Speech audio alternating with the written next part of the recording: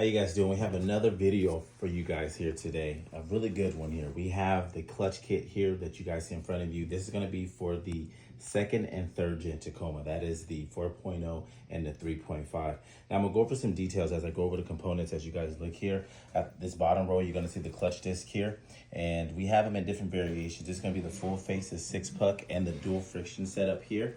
And then on the top, we have the two different flywheels, and they look similar on camera, but they are very different.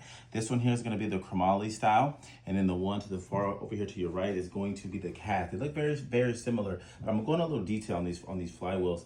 Now, I did mention the second and third gen, but however, in these kits here, if you have the second gen, you can use everything here. But if you have the third gen, you could only use the kit components here. And the bearing as well is going to be different for the different year, make, and models on which you have, as far as the compatibility on which you can use the kits for. Any questions, let us know below. Make comments. We can help you guys, guide you in the right direction as far as what you guys need as what the setup you guys hear. Now, I'm going to ask you, he did say something about the bearing. Now, this only works for the second or third gen for that? That's the third gen. That's the third gen bearing. So third gen 3.5, and then these two flywheels only work with the second gen 4.0.